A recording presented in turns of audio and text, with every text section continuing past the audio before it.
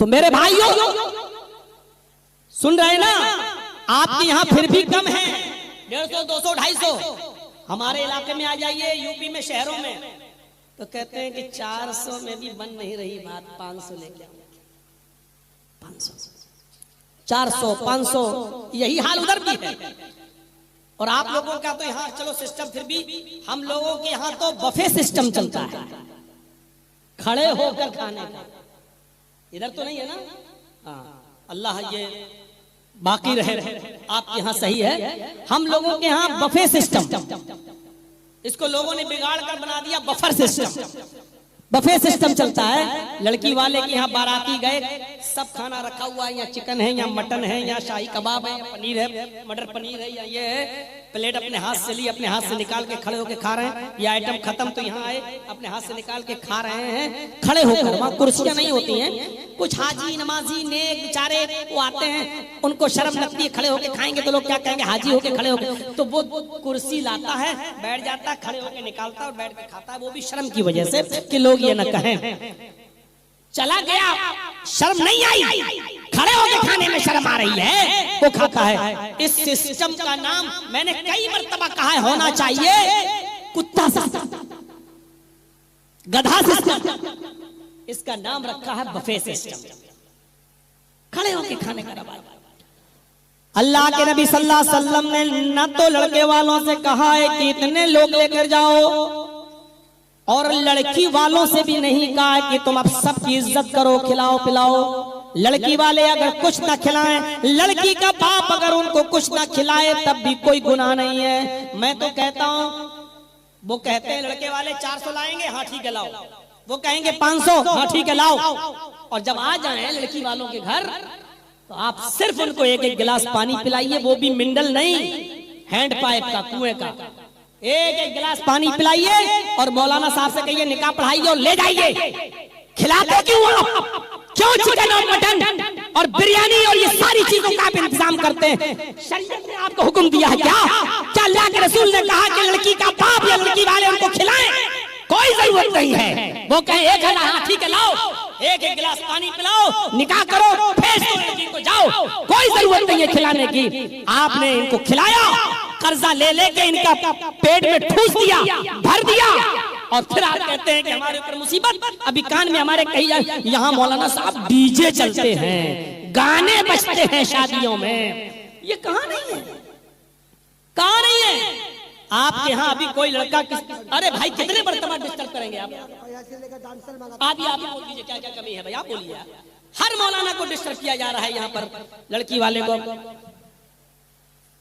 हम बोल रहे हैं, अब 1.5-2 घंटे की तकरीब में सारी बातें तो नहीं बोली जा सकती हैं। अभी एक साहब कह रहे थे जहेज के ऊपर बोलिए, अब बताओ यहाँ पर वो भी है और चल ही रहा है हर जगह जहेज का मामला, तो कितनी चीजों पर बोला जाएगा? तो ठीक है, जितनी चीजें जहन में रहेंगी वो बताई जाएंगी, बीच में मत टोकिए आप। तो मेरे भाइयों, अब डीजे चल रहे हैं और गाने बज रहे हैं, तो ये भी हर जगह चलने लगा है।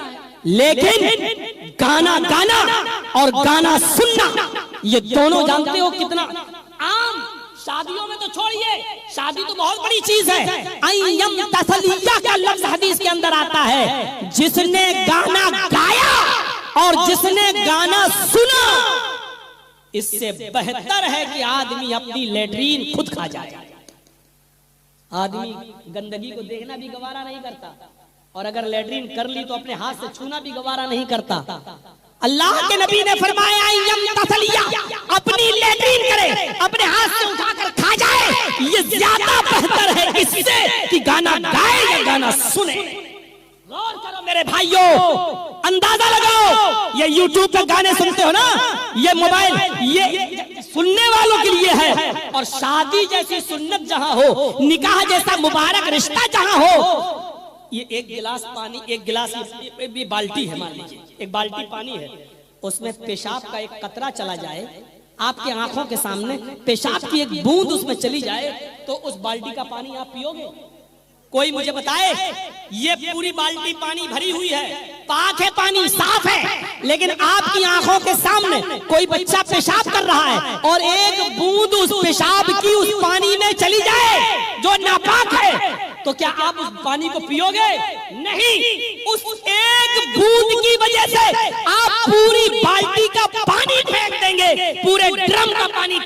देंगे, क्योंकि उस एक गंदगी ने पूरे पाक पानी पर अपना असर डाल दिया है। तुम्हारी शादियों पर हमें ताज्जुब हो रहा है कि एक सुन्नत मुबारक रिश्ता और उसमें डीजे गाने और इस तरीके की खुराफातें मिलाकर तुमने सुन्नत को भी किस हद तक मायूब कर दिया और गंदा बना दिया है। फिर ये सुन्नत कहाँ रही है? अब तो ताज सोचो, जब ये सुन्नत नहीं रही है तो अब निकाह करके जो ले गए हो, वो शौहर अपनी बीवी को लेके जा रहा है, उससे हम बिस्तरी कर रहा है, वो निकाह जायज भी माना जाएगा या नाजायज माना जाएगा? कहीं ऐसा ना हो कि रात को मिल रहा हो अपनी बीवी को सुन्नत समझकर और निकाह उसका हुआ ही नहीं है इस गलाजत और गंदगी की वजह से, और ये उसका अमल कहीं जिनाकारी में ना लिखा जाए।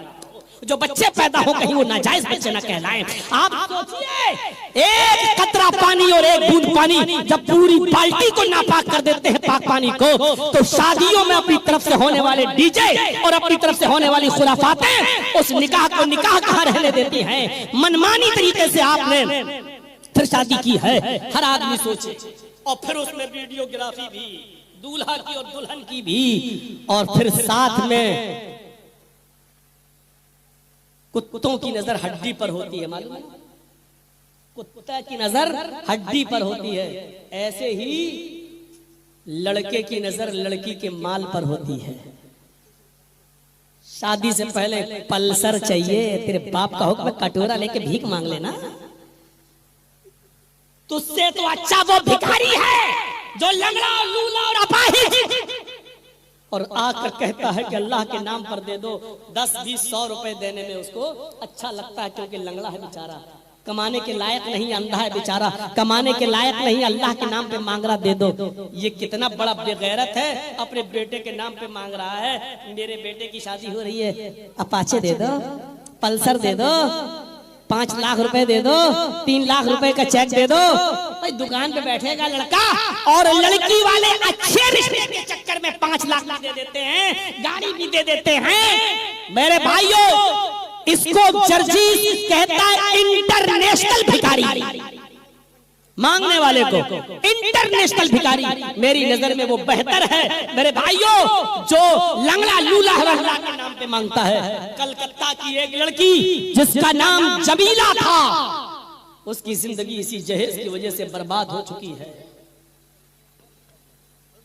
रिश्ता लगने के बाद इसलिए हट गया क्योंकि शादी के 1 महीना पहले लड़के की तरफ से एक लिस्ट आ गई, ये चीजें मुझे चाहिए जहेज के अंदर। लड़की के माँ बाप के पास इतनी चीजें नहीं थी, रिश्ता खत्म हो गया। फिर एक रिश्ता हैदराबाद से आता है और वो कहता है कि मैं सुन्नत रसूल के मुताबिक शादी करूंगा। लड़की के माँ बाप ने कहा ठीक है आओ कर लो, अपने माँ बाप को लेकर आओ। उसने फर्जी झूठे माँ बाप बनाए, किसी को बाप किसी को माँ। वो लड़का आया और बिना जहेज के सुन्नत के मुताबिक निकाह करके उस लड़की को हैदराबाद ले गया। वो दोनों माँ बाप जो फर्जी बने थे बीच स्टेशन में कहीं उतर जाते हैं और लड़का उस लड़की को लेकर हैदराबाद पहुंच जाता है। 3 दिन तक उस लड़के ने उस लड़की को अपने पास रखा और उसके बाद में चौथे दिन हैदराबाद के 5 स्टार होटल में ले जाकर उस लड़की को 20,000 रुपए में नीलाम कर दिया। मेरे भाइयों, ये तकरीर मैंने 17 साल पहले भी बयान की थी, इसी जमीला का वाकया। इससे आप अंदाजा लगा सकते हैं ये उस वक्त का वाकया है जब मोबाइलों का दौर नहीं था और टेप रिकॉर्ड में कैसेटें भी गोल वाली सीडियां चलती थी, गोल वाली लंबी सी गोल गोल कैसेटें वो चला करती थी। ये उस मेरी तकरीर है, पहले उस गोल वाली सीडियों में रिकॉर्ड हुआ करती थी। मेरे भाइयों, ये उस जमाने का वाकया है, यानी तकरीबन 22-23 साल इस वाक़े को हो गई होंगी। कल उस लड़की के बाप का नाम सलीम है जो आज भी कलकत्ता में रहते हैं, मैं उनसे मिल चुका हूँ। मेरे प्यारे भाइयों, उनकी लड़की जमीला को ले जाया जाता है। लड़के के फर्जी माँ बाप बीच में उतर जाते हैं और लड़का बीवी को लेकर हैदराबाद पहुंच जाता है। 3 दिन उस लड़के ने उस लड़की को अपने पास रखा और उसके बाद में वो जाता है और हैदराबाद की एक 5 स्टार होटल में उस लड़की को 20,000 रुपए में बेच देता है और चला जाता है। मोबाइल का जमाना नहीं था कि लड़की अपने घर वालों को कुछ बता सके, कुछ नहीं बताया। वो रोजाना दरिंदों की से नोचने लगी, दो हजार, 3,000 में पूरी रात के लिए होटल का मालिक उसको बुक करने लगा। एक दिन कोई लड़का उसके पास गया, उसने लड़की की खूबसूरती देखी, उससे बातें करने लगा। लड़की ने उसके अंदर हमदर्दी देखी तो लड़के ने कहा घबराओ नहीं, इस पोजीशन में तुम आई हो, मुझे अपना भाई समझो, मैं तुम्हारे जिस्म से हाथ भी नहीं लगाऊंगा।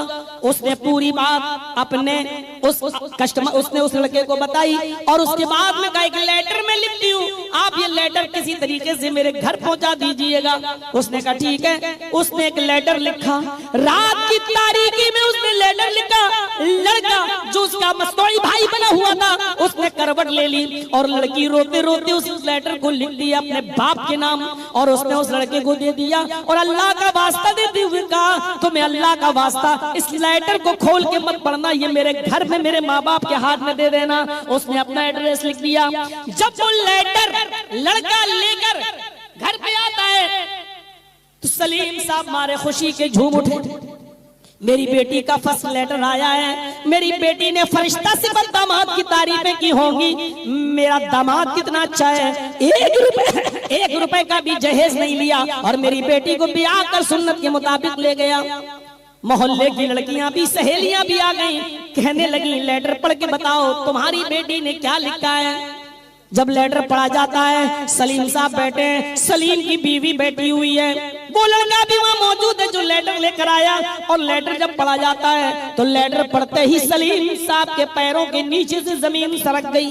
लिखा था सलाम अलैकुम रहमतुल्लाह, प्यारे अब्बू जान, उम्मीद है कि आप खैर वाफियत से होंगे। रही मेरी खैरियत तो सुनिए, आपने तो मुझे अपने घर से बेदखल करके एक लड़के के हवाले कर दिया और उस लड़के को आप फरिश्ता समझ रहे होंगे, क्यों न समझेंगे। उसने आपकी बेटी से जहेज जो नहीं लिया, सुन्नत के मुताबिक निकाह करके ले गया। लेकिन मेरे प्यारे अब्बू, मैं आपको ये कैसे बताऊं कि वो परले दर्जे का शैतान है। वो माँ बाप उसके असली नहीं थे, फर्जी थे, जो भोपाल के इर्द गिर्द उतर गए। और लड़का मुझे 3 दिन अपने पास रखता है और चौथे दिन उसने 5 स्टार होटल में मुझे बेच दिया। मैं परिंदों की शिकार हो चुकी हूँ, मेरी इज्जत छलनी हो चुकी है। अय अब्बू जान, अब मैं इस दलदल से निकल नहीं सकती, लेकिन अब मैं अपने घर पे भी नहीं आना चाहती हूँ, इसलिए कि अब मेरी इज्जत बर्बाद हो चुकी है। अब मुझसे कौन शादी करेगा और करेगा भी तो मुझे वो इज्जत नहीं मिलेगी जो मैं चाहती हूँ। अब मैं आपके घर पे भी नहीं आना चाहती। आया अब्बू जान, मैं अपनी मनहूस शक्ल न माँ को दिखाना चाहती, न बाप को, न अपनी सहेलियों को, न अपने भाई को, न अपनी बहन को। इसलिए मैंने ये फैसला किया है कि जब तक ये लेटर आपके हाथ में पहुंचेगा, कल सुबह का सूरज निकलने से पहले पहले मैं इस पंखे में, मैं इस फैन में फंदा डालकर खुदकुशी करके हमेशा के लिए मर जाऊंगी। मैं जानती हूँ कि खुदकुशी करना हराम है, लेकिन इसी गंदी जिंदगी से मेरा मर जाना बेहतर है। अय अब्बू जान, मैं ये लेटर आपको इसलिए लिख रही हूँ क्योंकि मैं अपनी एक छोटी बहन फातिमा को भी छोड़कर आई हूँ। मैं अपनी एक छोटी बहन फातिमा को भी छोड़कर आई हूँ। ऐसा न हो कि मुझे भी वो दिन देखना, मेरी छोटी बहन को भी वो दिन देखना पड़े जो उसकी बड़ी बहन को देखना पड़ रहा है। इसलिए मेरी छोटी बहन के रिश्ते से पहले, उसकी शादी से पहले आप इतना कमा लेना, इन जुमलों पर गौर करो, इतना कमा लेना, इतनी मेहनत करना, इतना पैसा कमा लेना, इतना जहेज इकट्ठा कर लेना कि मेरी बहन का रिश्ता जहां हो, जिसके साथ हो, वो कुत्ता जितनी हड्डियां मांगे उस कुत्ते के सामने आप उतनी हड्डियां डाल देना। ये लेटर सलीम साहब के पास आज भी रखा हुआ है। ये लफ्ज़ हड्डी मैंने खुद उस लेटर में पढ़ा है, जिसमें लिखा है कि अब्बू जान, मैं आपको बताना नहीं चाहती थी अपनी मौत के बारे में, लेकिन मैं इसलिए ये लेटर लिख रही हूं क्योंकि मैं अपनी छोटी बहन को छोड़कर आई। ऐसा न हो कि मेरी बहन को भी वो दिन देखना पड़े जो मुझे देखना पड़ रहे हैं। मेरी बहन का रिश्ता जब करोगे तब तक तक इतना कमा लेना, इतना पैसा इकट्ठा कर लेना और इतना जहेज इकट्ठा कर लेना कि जो लड़का मेरी बहन से शादी करे उसको इतना दे देना, जो कुत्ता जितनी हड्डियां मांगे उसके सामने उतनी हड्डियां डाल देना, ताकि मेरी बहन को वो दिन न देखना पड़े जो मुझे देखना पड़ रहा है। आखिर में आपकी बदनसीब बेटी जो आपकी न हो सकी जमीला, ये कहते हुए उसने लेटर बंद कर दिया और पता चला कि लेटर इधर रवाना हुआ, इधर लड़का लेटर लेकर निकला और उधर सुबह का सूरज निकलने से पहले लड़की ने आत्महत्या कर ली, फांसी का फंदा गले में डालकर खुदकुशी कर ली। मेरे भाइयों, इस जहेज के न होने की वजह से आज वो लड़की मारी गई, बेची गई, नीलाम हुई। और ऐसी कितनी लड़कियां हैं, खूबसूरत हैं, लेकिन बैठी हुई हैं इसलिए कि उनके माँ बाप के पास 5 लाख रुपया नहीं है, 3 लाख रुपया नहीं है, देने के लिए गाड़ी नहीं है। लड़की की शादी भी करे और लड़के के नौकरी के लिए, सरकारी तनख्वाह के लिए रिश्वत का इंतजाम भी लड़की का बाप करे। ये कैसा इंसाफ है? मीर तकी मीर का नाम सुने हैं ना? कितना बड़ा शायर था मीर तकी मीर, बहुत बड़ा शायर। लेकिन मीर तकी मीर की बेटी का जब रिश्ता आया तो बहुत अच्छा रिश्ता मिला। मीर तकी मीर ने अपनी बेटी का रिश्ता तय कर दिया, लेकिन 1 महीना पहले मीर तकी मीर के पास भी होने वाले दामाद ने जहेज की एक लिस्ट दे दी। लिस्ट देखकर मीर तकी मीर घबरा गया, लेकिन उसने सोचा कि मेरी बेटी खूबसूरत है और बेटा भी अच्छा है, चलो मेरे पास और कोई बेटे बेटियां नहीं है, यही एक बेटी है, अपनी बेटी के खुशहाली के लिए मैं सब कुछ करूंगा।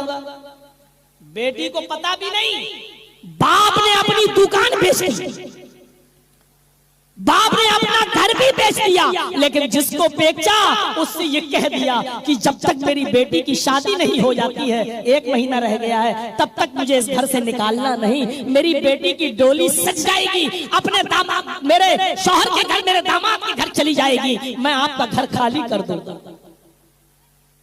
इधर डोली सज गई, महीना हो गया, बारात आ गई, निकाह हो गया, शादी के मौके पर रुखसती होने लगी। रोते हुए लड़की अपने बाप के गले से लिपट गई। अभी तक उसको पता नहीं, बाप ने तसल्ली दी, बेटा ये दुनिया की रीत है, हर बेटी को पराए घर जाना ही पड़ता है, मैंने भी तुम्हें नाज़ो नखरों से पाला है, अब तुम अपने शौहर की खिदमत करो और जाओ, तुम्हें भी इस राह पे चलना है। उसके बाद मीर तकी मीर ने अपने आंखों से आंसू पोंछे और घर से बाहर निकल गया। उसकी बेटी को लड़कियों ने संभाल लिया। मीर तकी मीर की बेटी की किसी सहेली ने कहा, लाल कपड़ों में तुम कितनी अच्छी लग रही हो। उसने कहा शुक्रिया।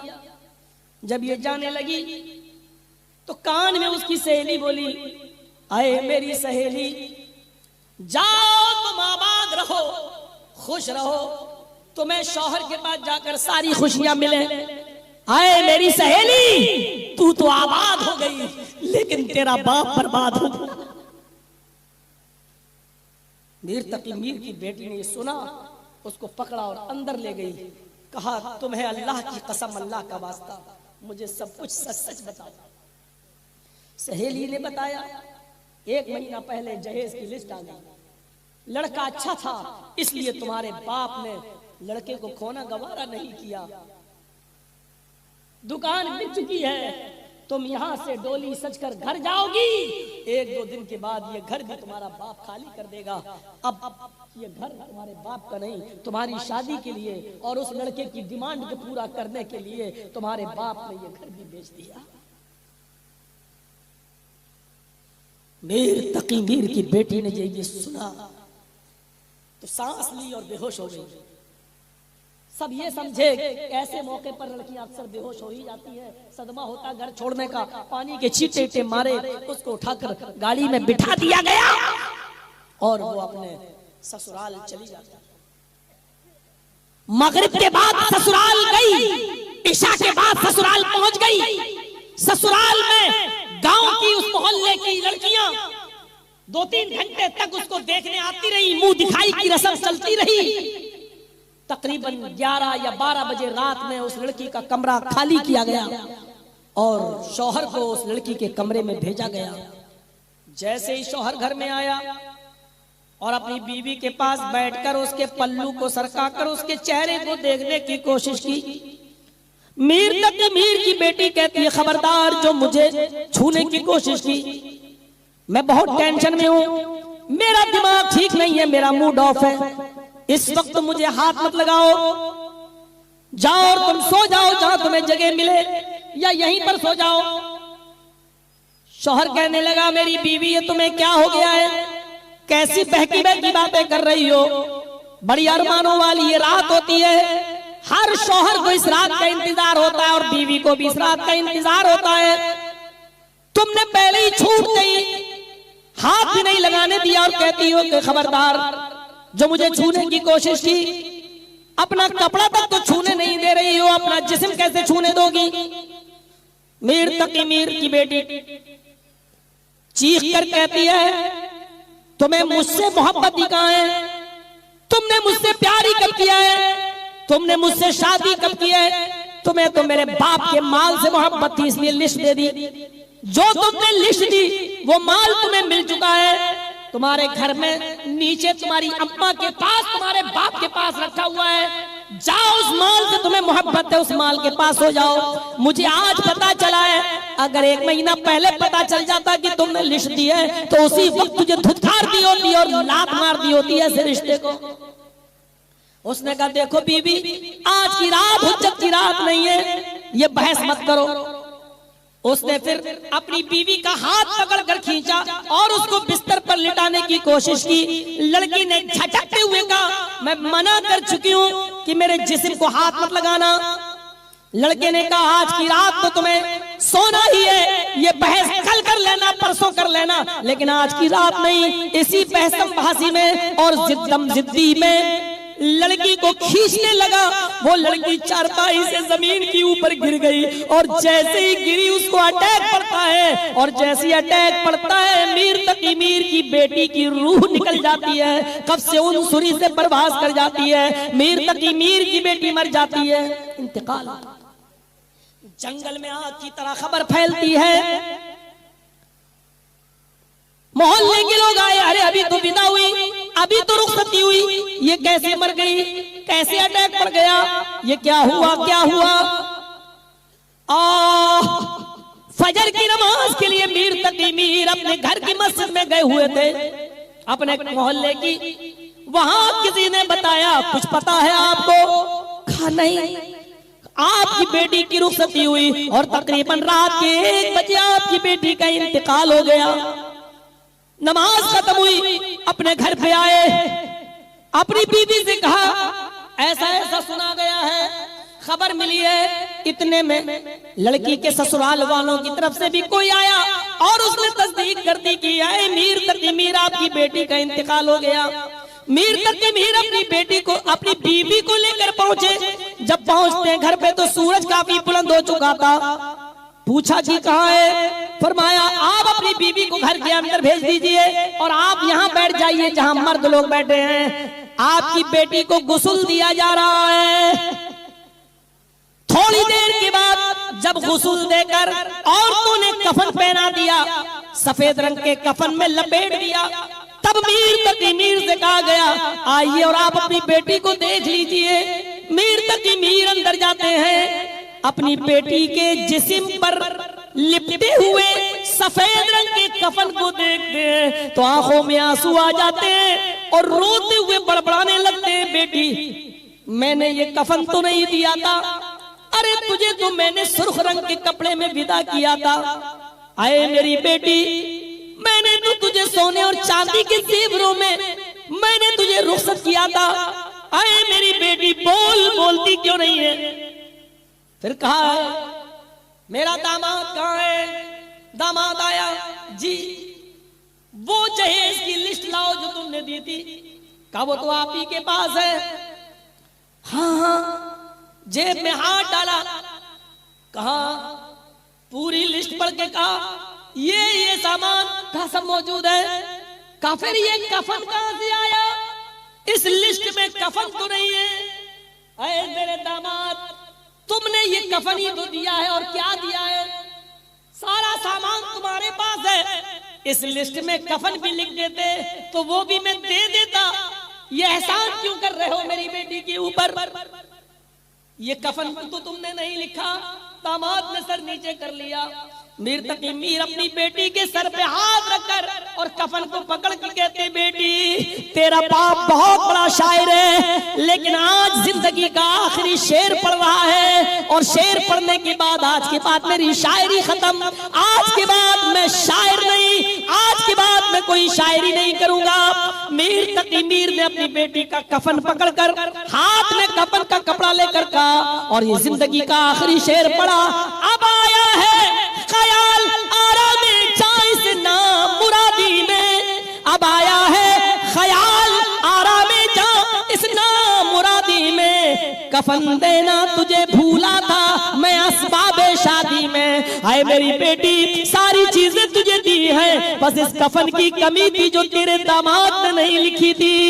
ये भी लिखता तो ये भी दे देता, यही कफन तुझे ससुराल से मिला है, यही एक कफन की कमी थी। अब आया है आराम जा इस ना मुरादी में, अब आया है ख्याल आराम जा इस ना मुरादी में, कफन देना तुझे भूला था मैं असबाबे शादी में। आए मेरी बेटी यही कफन की कमी थी जो मैं भूल गया। उसके बाद कहता है मीर तकी मीर, आए मेरे दामाद, मेरी बेटी तेरे दिए हुए कफन में नहीं दफनाई जाएगी, तेरे कब्रिस्तान में भी नहीं दफनाई जाएगी। मैं अपनी बेटी को अपना कफन पहनाऊंगा। अब तक मैंने अपनी बेटी का ख्याल रखा तो कफन भी आखिरी वक्त में मैं ही दूंगा, और मैंने बहुत कुछ अपनी बेटी का संभाला, तो मेरे आबाई कब्रिस्तान में मेरी बेटी दफनाई जाएगी। मुझे न तेरा कफन चाहिए न तेरा कब्रिस्तान। कफन हटाओ। जो चादर लेकर आया था मीर तकी मीर, उसने वो चादर अपनी बेटी को पहना दी, और उसका दिया हुआ कफन उतार कर दामाद के मुंह पे मार दिया, और अपनी बेटी को उठाकर ले गया अपने घर, और थोड़ी देर वहां रखा, और रखने के बाद वहां कफनाया गया, और फिर वहां कब्र खोदी गई, और मीर तकी मीर ने अपने आबाई कब्रिस्तान में अपनी बेटी को दफन